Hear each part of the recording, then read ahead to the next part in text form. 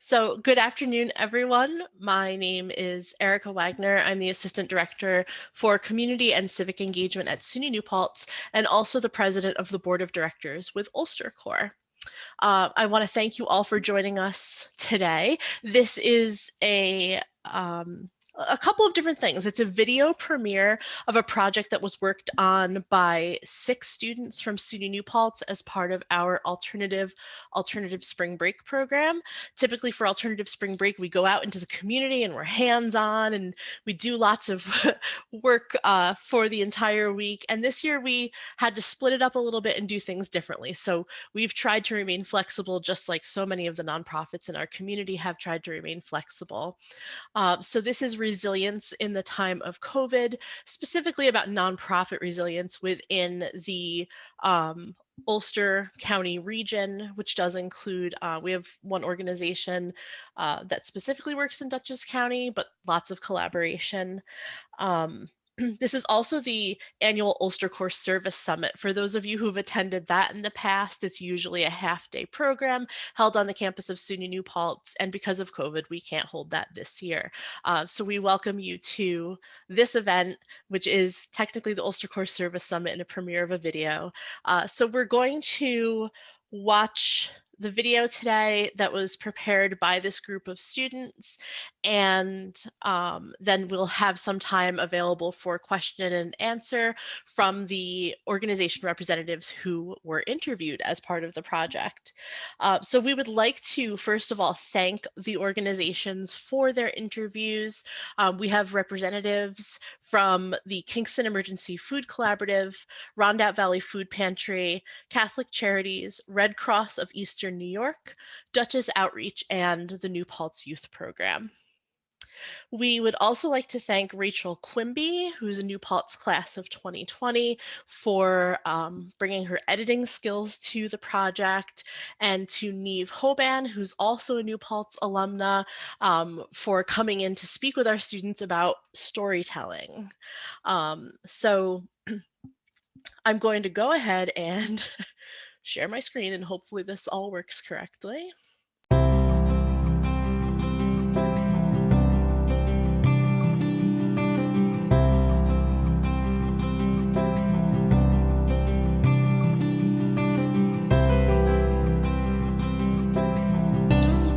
Hello, my name is Salam Albana. I'm a sophomore at SUNY New Paltz. I am interning with Erica Wagner for the Alternative Spring Break, which is working on this project. And hi, I'm Annabelle Esposito. I'm a freshman at SUNY New Paltz, and I'm an Alternative Spring Break team member. I'm Charlotte Knapp. I'm the office manager and also a board member of the Rondout Valley Food Pantry. I am Jim Tinger. I am the program director for the town of New Paltz. I am Raquel Ruiz. I'm an alternative spring break mentor. My pronouns are she, her, hers. My name is Allison Cox. My pronouns are she, hers, and I'm an alternative spring break participant. And my name is Troy Ellen Dixon. My pronouns are she, her. I am the marketing and program director at the A.J. Williams Myers African Roots Center in the Pankaki neighborhood of Kingston, New York. My organization is Catholic Charities. We are located in Ulster County, although I'm a part of the Tri-County Catholic Charities Division. My name is Sarah Salem. I use they, them pronouns. I work with Dutchess Outreach. My title is Director of Development, and we are a food access organization that exists in Dutchess County and has existed in Dutchess County for more than 47 years. My name is Erin Musto. I'm a volunteer recruiter with the American Red Cross, and my pronouns are she, her, hers. The Red Cross, the American Red Cross of Eastern New York, covers 27 counties throughout Eastern New York into the Hudson Valley and all the way up to the Canadian border. And something that is not a known fact is that the Red Cross is 90% volunteer workforce, so there are very few paid staff members. We're a self-pick pantry, which means that our guests get to pick what groceries they get from us. Before Corona, it used to be that our guests would come in. They could come every 3 weeks to get 3 days worth of groceries. As soon as the shutdown happened, we went to a zero contact delivery basis only. Guests would call in and place their orders over the phone with myself. We would pack their bags and then deliver the following day to them. We were very anti-stigma here at the Rondout Valley Food Pantry. No one should be afraid to ask for help, and that's the biggest thing that our organization strives for. Is we want to break that stigma that asking for help is wrong. I know all of our guests very personally. I talk to each and every one of them on the phone every week. We work with middle school and high school students. This year, since the pandemic, what we've really offered is this program called RAD, which is Recreation and Academic Development. So we're here at 7:30 every morning now, and kids come here, they sign up ahead of time because we have capacity restrictions because of COVID, and we get them online with their teachers and make sure that we go over their assignments and what to do, and we make sure they leave here with all their assignments done for the day. And meanwhile, kind of interspersing recreation stuff whenever we get a chance. Last January and February, we were the busiest we had been. We had so many programs happening. One of our issues always is to fight isolation, is to get kids out of their homes, out of their basements and out. And the pandemic, of course, didn't help that. We're not an entity. We are a collaborative. So we don't have a physical address. We have a variety of people and organizations that work with us. We started in response to the closure of the Kingston Public Schools in March 2020, because we knew that without access to the schools, there were many students who would not have access to the food. We have a great kids pantry where we give out diapers and formula and things like that. We have a great client choice pantry that's set up like a supermarket. It gives people dignity so they can come in, they get a shopping cart, and with a volunteer, they can go in the pantry and shop, so to speak. Through the lunchbox, we were actually in service on that day, and we had to figure out a way to continue to provide hot meals to people, but not have more than, I think at that time it was like 20 people at a time in an enclosed space. We ended up transitioning all of our programs to more of a to-go model. And so we moved our entire food pantry down to the ground floor of the building where we're located and set up tables to store all of our food in a longer, more open hallway so that our volunteers could maintain a safe distance from each other. And then we packed our grocery packages and then we brought them outside to folks. It felt like a big roller coaster of emotion and trying to figure out how to do the work that everybody does from home or virtually or safely. Blood is still a huge need. In disaster cycle services, we still responded to disasters. They didn't stop. We also created a state of emergency program where we made emergency bags of non-perishable goods, and they were left at different firehouses in our area that people could access 24/7, so that if anyone needed food and they were scared or because of the stigma of getting food from a food pantry, they could just go and anonymously pick them up. As of this morning, we've handed out over 11,000 of those emergency bags. We are part of the Northeastern New York Regional Food Bank. Our orders used to be around 1,000 to 1,500 pounds. And I think my largest order was 12,000 pounds at the height of COVID, like April, May of last year. KEFC is primarily a volunteer-run organization. We've had over 500 unique volunteers. This equals more than 17,000 volunteer hours through February 28th.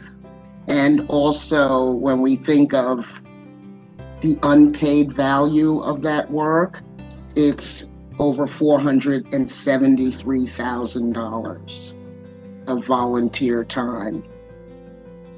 We also have a collaboration with, it's called Project Resilience with the Ulster County government, where people can email me that are in need, and we will provide groceries for them while they're homebound. We really did have to change a lot of what we do. However, it did kind of show us the value and the benefit of using this moment as an opportunity to pivot and transform the organization in order to provide a more equitable path to food access. What we're trying to figure out is, how do we move away from that emergency feeding model understanding that, it's not really an emergency at this point. It's, a widening gap of income inequality.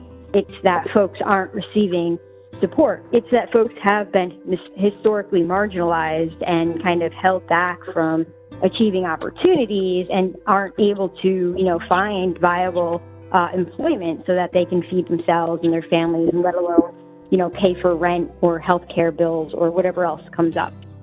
With myself, we had to switch to all virtual platforms. And so a lot of the recruitment that I had been doing in meetings and presentations that I had set up were with groups that might not be technologically able to do that or interested or comfortable going out in the community at this time.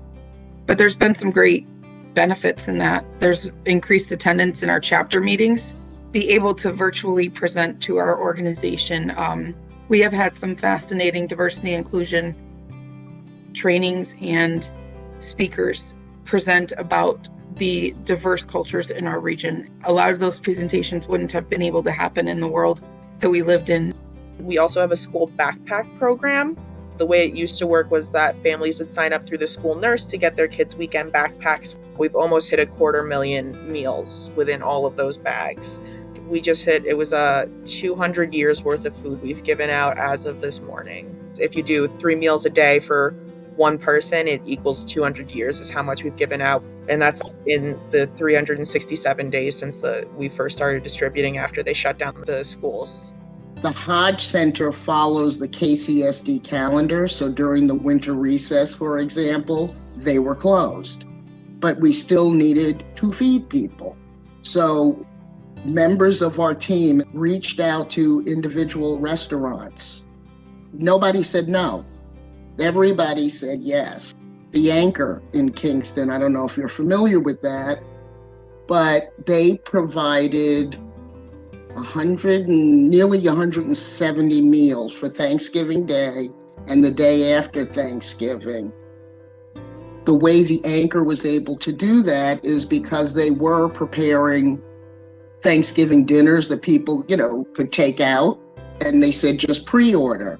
And with your order, if you want, add an extra $10 to, underwrite a meal for somebody in the community.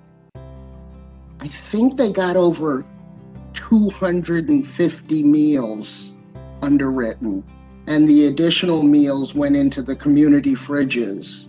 So currently, for the first time last year, we got a donation to start a community garden, which we're really proud of.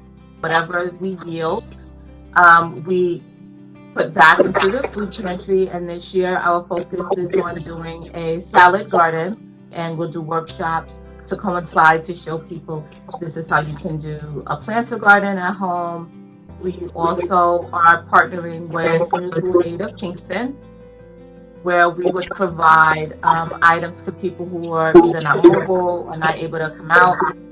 Through the pandemic, we worked really closely with city government to get out more deliveries of our packages and meals because, a ton of folks were homebound. We worked with other local nonprofit organizations like Community Action, Catholic Charities, Hudson River Housing, and others. And we have a ton of farming partners that help us provide locally grown and fresh foods in all of our programs so that we're able to prepare local foods in the lunchbox. We're able to pack local produce in our grocery packages, and we actually sell produce that is locally grown on our fresh market.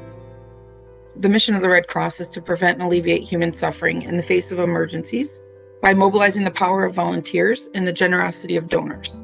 We support veterans and active duty military in our service to armed forces. And after COVID hit and we had to make some adaptations, so we found some new partnerships out in the community that could support in different ways. We formed a great partnership in the Hudson Valley with the New York COVID-19 Mass Avengers. Our blood services line of service, we have partnered with many new businesses to be able to offer that safe space to still deliver blood. The world changed, but we pivoted. A good word for the Red Cross and the way that we do our work is very nimble. Our volunteers and our workforce know how important and impactful it is to do this work. So everybody as hard as it was, we were all on board together to do the best work that we could and still be able to deliver blood to those who need it and to deliver those services to those that are impacted by disasters and need it most in those moments. A lot of businesses too, like a lot of people give us food. Village Pizza gives us their leftovers. The Bagel Cafe uptown always has bagels for us. People are always donating things. We're always asking things. One of the advantages of me being here for so long is that it has been, we build up all these relationships. Obviously, we're funded by the town, but we're located in the village. So that's 3 different organizations. And the college is huge because right now, this semester, we have, I believe it's 13 interns from the sociology and psychology departments. So we also have interns from the grad school mental health counseling department. And then we have work study. So anybody who gets work study on campus, we're a site where they can do their work study. It's funny because it's hard to tell what we're going to be doing next. I don't know what's happening this summer yet, because I know we're going to be open, and I know we'll probably be open as just a drop-in, but the RAD program that I mentioned, the morning thing where they're on with their teachers, that's obviously going to be done. And in the fall, ideally, we don't have that program because they're going to be back in school, and maybe we will be too. I think there's going to be a big shift in, are we able to tutor in the classrooms again? Are we able to be with teachers in the classrooms in the fall? When it comes to volunteers, we've actually just had an abundance of people. We haven't had to do that much outreach for volunteers to be here. We have a really lovely community. They say it takes a village, and we have a good village here that was willing to come and help and make sure their neighbors were fed. So we got a huge abundance of teachers at the beginning when we lost the majority of our senior volunteers. We utilize social media a lot. We utilize our Facebook as much as we humanly can. When we needed drivers for Thanksgiving and Christmas to hand out those baskets, because they were all delivery only still, we made sure we posted on social media, and people just started coming in, calling in, commenting on the Facebook post that they were willing to help. Well, we continue to focus on meeting the immediate need, because food insecurity isn't going to go away overnight. But we're also working to eliminate all the factors that contribute to food insecurity. And as I said, we want to develop plans and policies to achieve food sovereignty for all. Working collaboratively with different, as I said, organizers, organizations, businesses, individuals, etc., has allowed us to sustain this initiative and continue. If you're a volunteer, a lot of what we need and other food access organizations need are drivers. We need people who are willing to drive food to others that can't leave their homes or to meet people where they're at. So I would just say to volunteers, just be open to exploring different kinds of ways of contributing to communities. And then, a lot of, the help that we received was through people who were able to volunteer a donation to our organization so that we can continue to do the work. I love for people to come visit when Pantry is rolling so they can actually see the work in progress. It's nothing like me saying to you, oh, Brooklyn, come visit the pantry, and when you come, it's dead silent. Versus when you come and there's 50 people getting food and diapers and formula, those kinds of things, and you can be a part of that, it makes a mark on you. And you can't forget what you experienced, so that when you do come into contact with someone, you'll think, oh, you know what? Catholic Charities has a great food pantry. I'm blessed. I have a great group of volunteers who are just amazing, and I can never give enough shout outs to them, and a big thank you to them for always showing up, right? My staff and my volunteers understand why Catholic Charities is here providing the services that we provide, and we're really proud of that, and I think that's what keeps them coming back day in and day out. So many have a Red Cross story, whether it's that they've been impacted or a friend or a family member, and even though there are great challenges, we all know that disasters don't stop and blood is needed. Veterans and active duty military members do need those resources and support. You can make a very big impact in your community.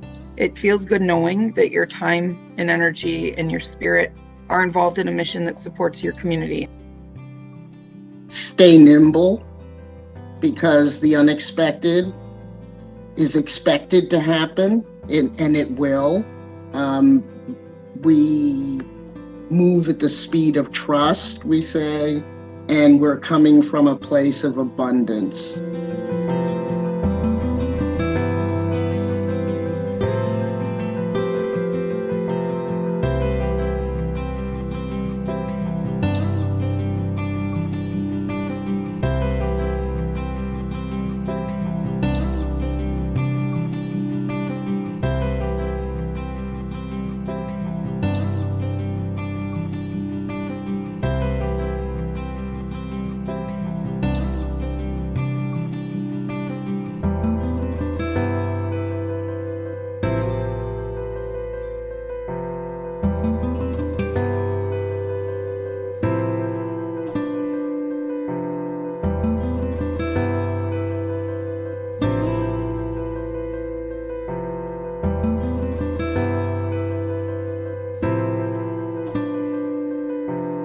So again, we want to thank everyone for being here, and thank you to our organization representatives that were part of the video and the interviews. So what we want to do is offer up some time if anybody has comments or questions they want to ask of anyone. We will open it up, and I think maybe if we can do the raise hand, if that works for everyone. And that is under reactions. You can choose to raise your hand and we'll see it.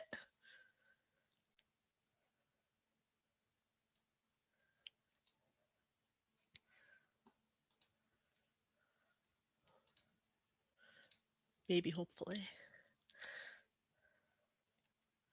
All right, Erin. I just want to say thank you to Raquel and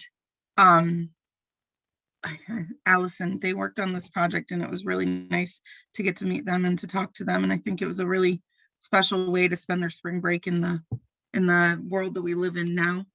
And at the end, I told them I hope that next year they do get to go to a beach and have a nice big spring break. But we appreciate helping to share all the missions and the great work that is done in the Hudson Valley.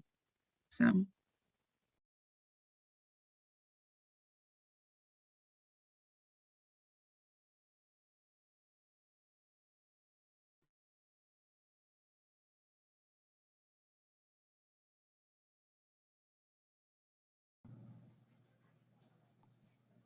Hey there, everyone. I would echo what Erin just said. I think the video was incredible. It was inspiring to hear about all the work that's being done through the region, through the American Red Cross, Catholic Charities, Kingston Food Collaborative, UlsterCorps, the Rondout Food Pantry, and all the rest. And I think it's important to be able to tell these stories and record them so that we have this kind of historical guidance, if you will, moving forward. I think what we've learned through the pandemic is very important and critical to use to guide us in the future. And I just am also incredibly thankful to all of the students involved and engaged in the work that went into this. I know it's not easy to kind of coordinate interviews and collect information and set up a thoughtful a capture of that. And I thought the video was beautifully done. Thank you for that.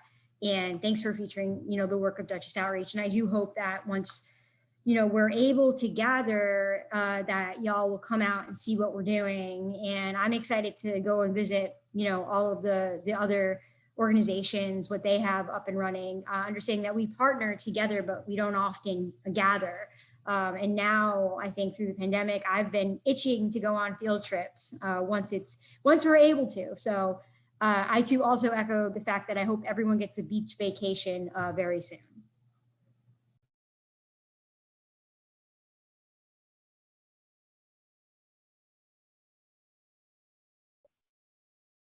Hi everyone, my name is Cindy and I agree this is such a great resource, just to echo what everyone else is saying. I was just curious, is this video going to be made available anywhere where it could be rewatched? Yes, we will have both the video closed captioned on YouTube, and we're also going to have this session, which is being recorded, and that will be, I'm sure it'll be available on the UlsterCorps website. Awesome, thank you. Linnea?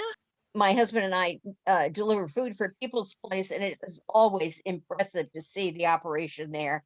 There's just so much going on. They're doing such a wonderful job. And I've done a coat drive at Duchess Outreach. Not right now, not recently, but in the past. And unbelievable the number of coats and the giveaway. It's just so impressive. So there are really good things going on in this area, and it's just wonderful. I just want to take a moment to thank Linnea and Pat. They are our powerhouse delivery couple at the Kingston Emergency Food Collaborative. And we love it. We love it. And they do back-to-back shifts. It's just incredible. And so we're so fortunate to have so many people in the community, not just the city of Kingston, but in the larger community who are supporting this initiative. Because as I said, if it wasn't for the volunteers, we'd still be trying to figure out how to get stuff out the door. But we're continuing the work.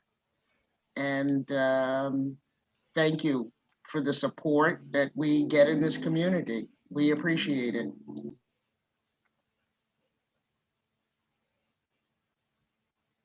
I think Rachel is also working on something for our organizations. Do they know about that, Rachel? No, so a lot of you all highlighted in your videos how important and vital social media is to your volunteer efforts and kind of spreading your message in our community. So Alice and I are working on mini recap trailers to highlight all of your individual interviews for your social media pages. So you have that as a resource moving forward.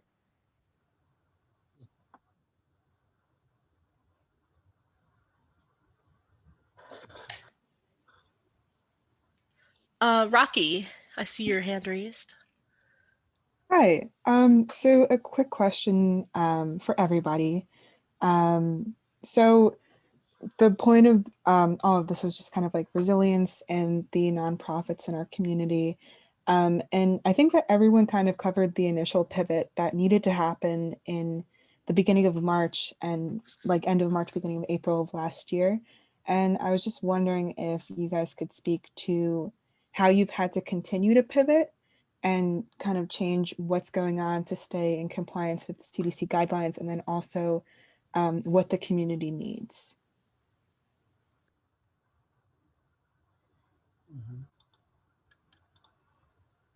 I'll start by saying, because we're a collaborative, we don't have a physical site, but and so the CDC guidelines that we have, everybody sort of takes individual responsibility with deliveries, the volunteers, with packing and everything. And we have a protocol where when volunteers step up, they have to answer a series of questions around COVID exposure or COVID symptoms.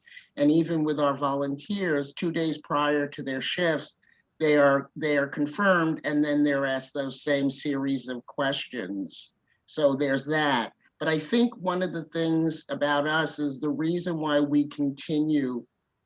We had a conversation after the emergency, after the pause was lifted, and we talked about the fact that should we still have the name, the word emergency in our name? And of course, me, with my advertising background, I said, well, then we become the KFC, and I don't think the folks who make chicken would appreciate that. But I made the point that as long as there is one person out there who is food insecure, it's an emergency.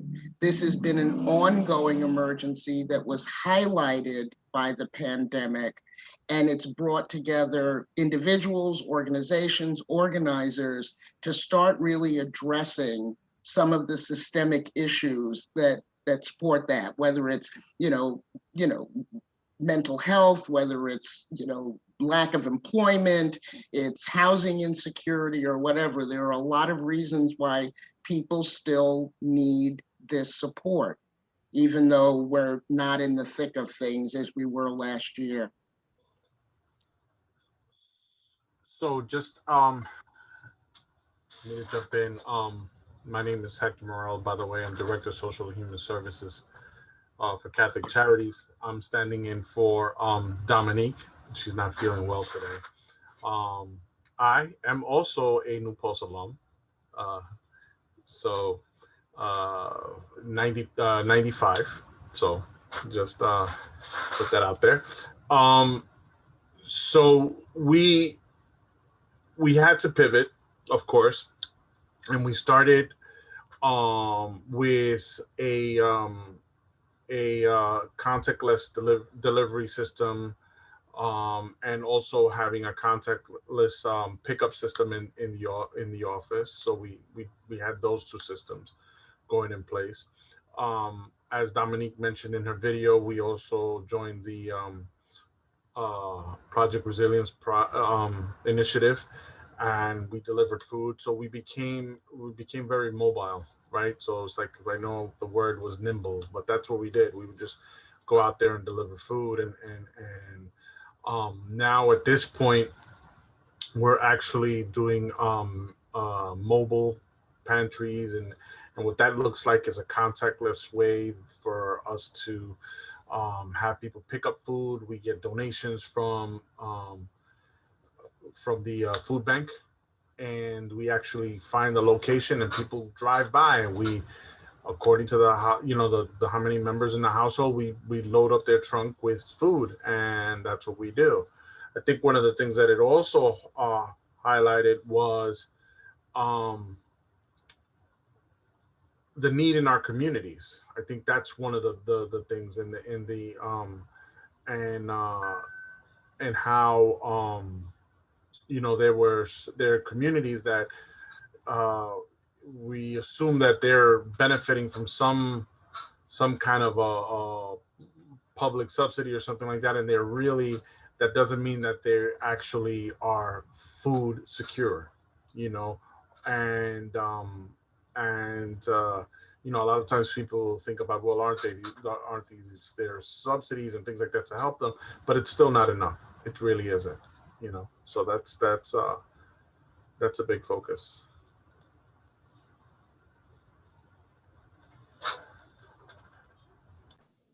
Um, I can relate that, besides the immediate pivot that we initiated during the beginning of the pandemic, a lot of what we've learned from the pandemic, knowing that, the issues of food insecurity and the long standing disparities that contribute to food insecurity have worsened, not just persisted, but worsened through the pandemic. We're kind of now learning even more how closely linked they are to those systemic injustices, systemic racism, limited or inconsistent access to healthier foods, poverty. So at Duchess Outreach, we're trying to work more on addressing those root causes, understanding that we have and we're in a unique position to continue the transformation, because we're absolutely happy to continue to provide that immediate stopgap measure to serve the immediate need. However, we understand the stigma prevents a lot of folks from coming and using our programs. And, the income inequality gap that continues to exist isn't going anywhere. And so we need to start to transform how we operate. So we're considering models that help to kind of remove participation in our poverty economy. Don't get me wrong, federal benefits and assistance dollars are great. However, they haven't cut it through the years. That's why we exist in the first place. And I don't think that, the need for them is going away. So in our mind, we hate to see our customers, our clients, our guests have to kind of engage in this separate economy while the rest of us are, able to go and use our dollars in more traditional means. We'd like to bring it all into one place. And so we're considering different kinds of models, like what People's Place does, for instance, with the community cafe, or a market, kind of like what the Rolling Grocer up in Hudson does, where you can get free groceries, sure, but if you can pay for them, you can get them there as well, so that we can start to see, residents come together, our community come together, we are able to restore dignity and the joy that comes with enjoying food, food that is so thoughtfully grown by farmers. And then as an organization, we can contribute to that economy, meaning we can pay our farmers and we can ensure that that system and the cyclical nature of it can continue to exist in everybody, every single person, regardless of how much money you make or what zip code you're from, has not only a seat at the table, but can help to engage in the discussions that help encourage these kinds of foods and our food economy to not just survive, but I hate to use the term thrive, but that's exactly what we want to see moving forward. So our organization is going through a lot of changes. We just saw our executive director of more than 30 years retire, and while we miss him so, we're welcoming in a new executive director who is ushering through some of the changes that are needed post-coronavirus pandemic. As was stated, previously by a number of my colleagues on the screen, if one single person is experiencing food insecurity, there is a certain level of emergency need that exists. However, in the way that we're able to offer our programs, I would just hate to see us continue to act in this triage model. We should have it planned out a little bit further in advance so that we're not making people feel kind of rush to get what they need and more providing more consistency to people's lives.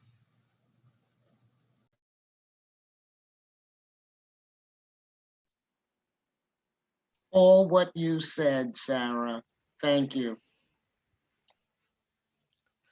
I do have a question because I was excited through these interviews to find out that all of your organizations have found ways to continue to host volunteers.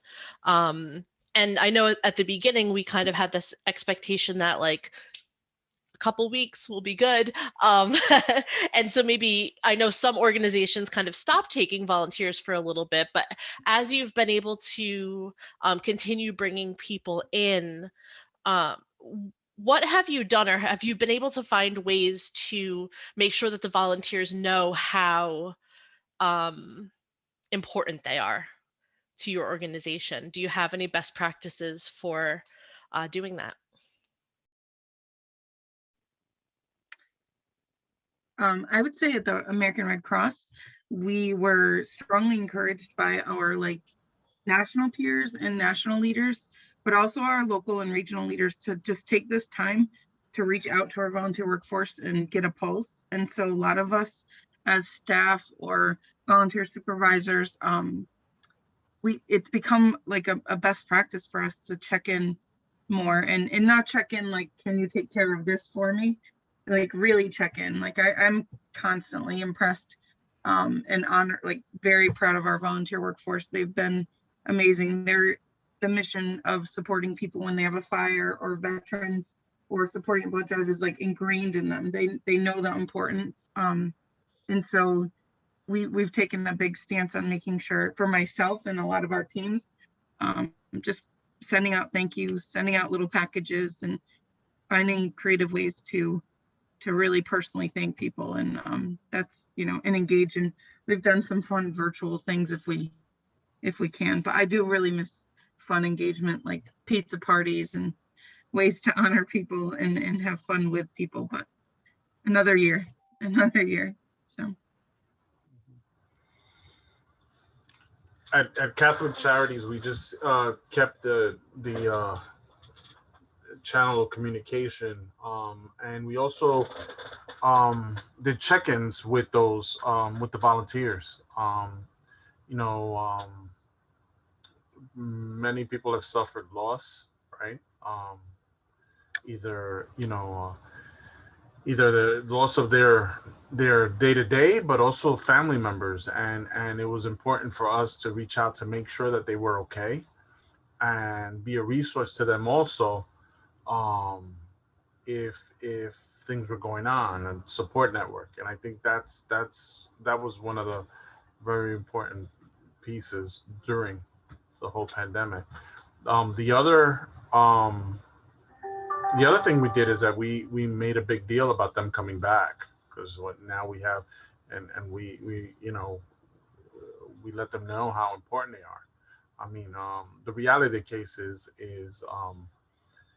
saying thank you can never be, it can never go, you know, be too far. It's like, you know, you have to remember sometimes when we're in this, every day is like the other. You know, I always what I always tell people, it's like almost, it's almost like cutting the lawn. You know, you do one cut, turn around, the grass is growing again. So you got to do it again, and you got to do it again, and you got to do it again, and that's the reality of our work.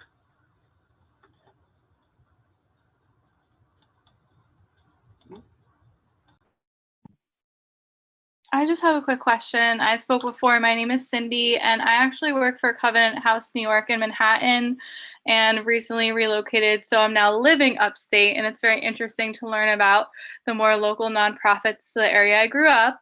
But one thing we've been struggling with in Manhattan is welcoming back volunteers. Covenant House New York is a shelter provider, so we're very fortunate that we do have essential workers and amazing partner organizations that have been dropping off food donations. But from a perspective of safety, I'm just curious if anyone could share on the call if there's any policies enacted, or what did you do to keep volunteers safe? Because someone's donating their time. So it's one of those things where it's like you really want to make sure they're safe and protected during that free donated time.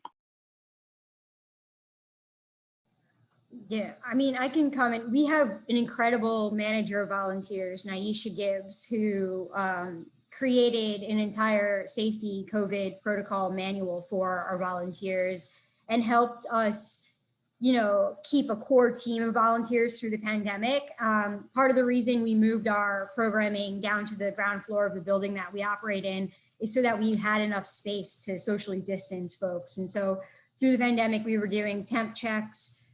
We did questionnaires, we provided masks, gloves. If anyone had any inkling that they were in contact with someone or felt sick themselves, no questions asked, you know, they just stuck home. And then we operated with that core team until it was safe enough to welcome more folks in. And now, you know, thankfully, as people are vaccinated, and even as soon as, you know, food pantry and meal program employees could be vaccinated, we provided letters for all of our volunteers that were currently working with us so that they could get vaccinated too, if they weren't already, you know, in one of the categories of qualifying. Now, as we welcome more folks back, we do have that, you know, questionnaire up on our website. And I mean, we're all kind of operating under the same model of trust, right? You trust that folks are going to take it seriously. And if they feel ill, they'll stay home. And they'll follow the proper protocols. But as long as they're, you know, volunteering with us and actively working, it's just keeping, you know, up with our masks, whether or not you're vaccinated, and sanitation and things like that. And it has been a challenge, but I feel lucky for our force of volunteers. We're a tiny, tiny staff, and we are lucky enough to be able to recognize our volunteers each year. Last year, we couldn't gather them for our recognition event. However, this year we're doing it outside, and, you know, more important than any other year, because we had that core team that stuck with us. And I, you know, put their lives at risk every single day to come in, and their families' lives at risk. So, you know, I think what Governor Cuomo must have said, thanks is nice, but real, you know, recognition and support is something else. And that's what we are trying to provide to our volunteers beyond a thank you, to give them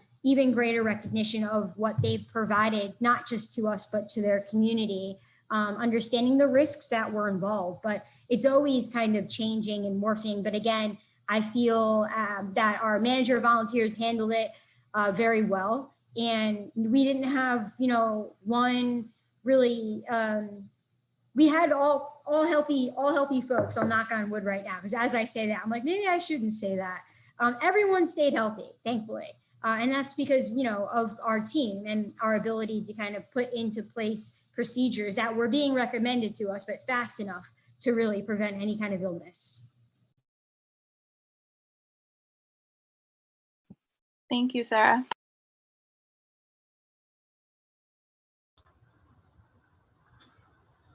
So on the Catholic Charities end, so we like I said, we never disconnected from our volunteers. We did our check-ins just like we did with any of the people that we serve, and we kept that. Very early on when we started to open up, we actually had with those that we had a virtual meeting just like this, and we spoke about what our protocols were inside the building to make sure that they're comfortable. We also gave them information because some of the things that we also found was that some of our volunteers may not have did not have some of the up-to-date information regarding the pandemic and what was going on. So that was the first part of it. And once they came into the facility, because of course we had to make certain changes with, sanitizing, hand washing, cleaning down locations, all that stuff. But we gave them a tour of what we did and what the process was like. And that part of it, and we put pen to paper and actually handed stuff out to them so they had it. It was a very I want to say comprehensive process. Our medical director helped us out with all of that. And social distancing, we marked off the floor. We have bubbles on. I'm pretty sure you've seen it in other locations. But we had bubbles on the floor that said stand here, you stand there, and that all that stuff we had down on and that's how we pretty basically did it. Very helpful. Thank you.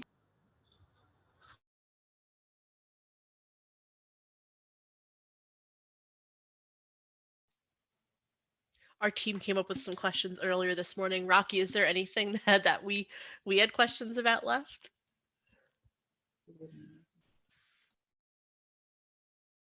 Give me 1 second. Or if anyone else on the team has it up, if you guys want to jump in.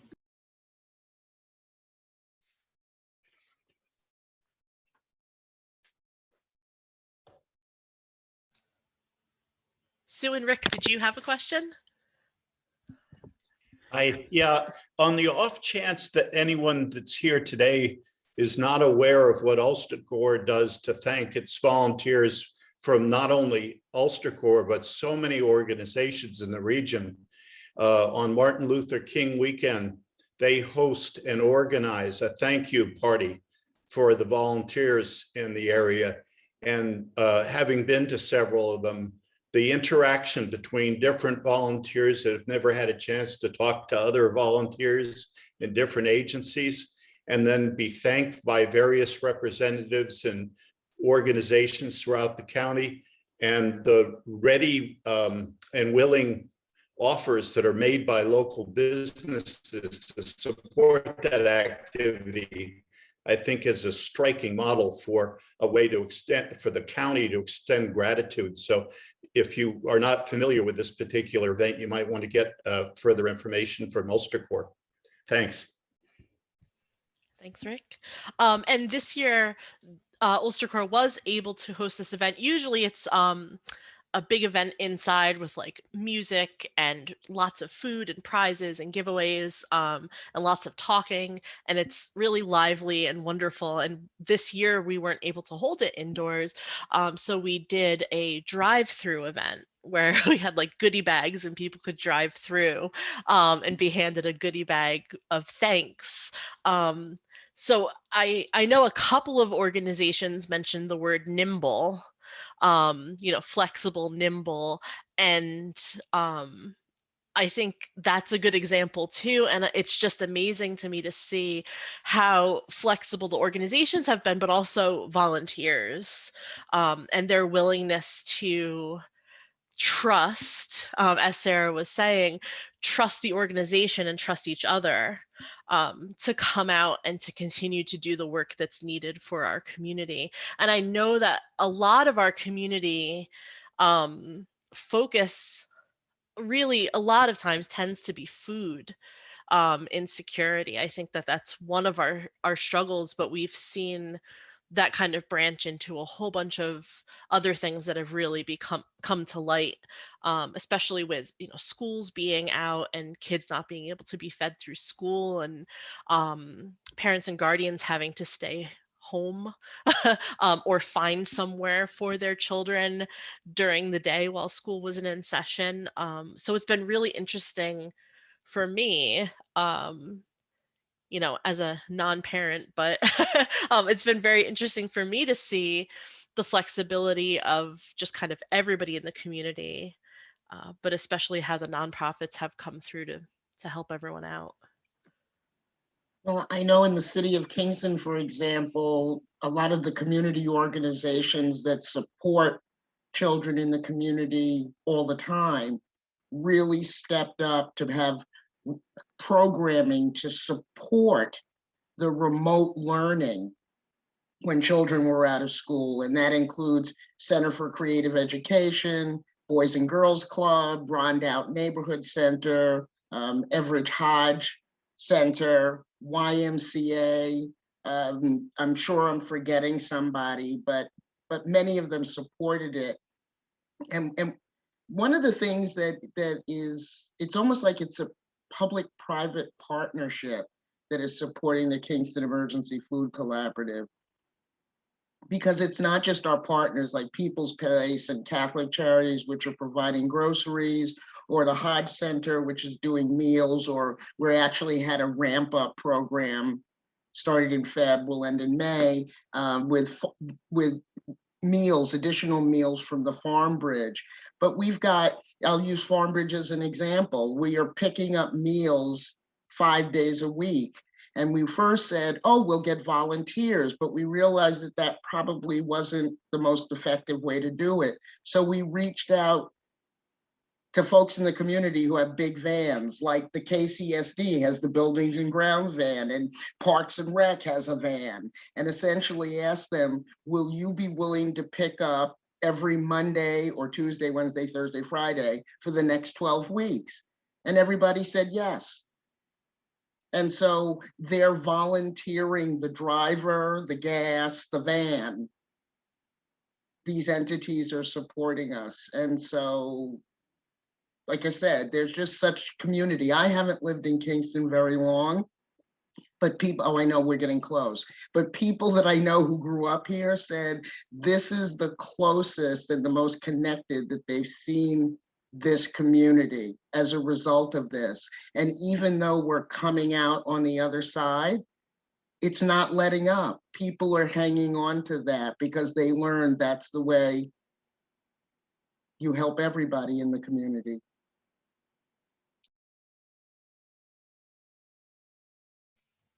So important. And yeah, that public private partnership that's really been happening, and seeing all these restaurants making donations. I think throughout the year, on every normal year, they do it, but not to this level where they've also involved us, because I know a lot of several places that I was doing like takeout from, they were saying, do you want to give another $8 and send lunch to the hospital? As you said, Troy Allen, there was a restaurant that was doing, if you do another $10, we'll send Thanksgiving dinner.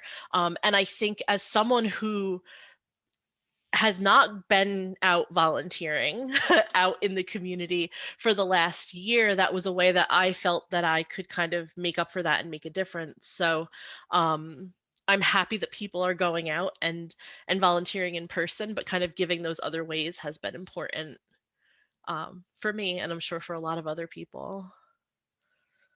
So I was excited to hear that. All right. So we're coming up on time here. I want to, again, thank all of the representatives from our nonprofit organizations. I'd love to thank our student group who worked really hard on this in a pretty short period of time, 2 months.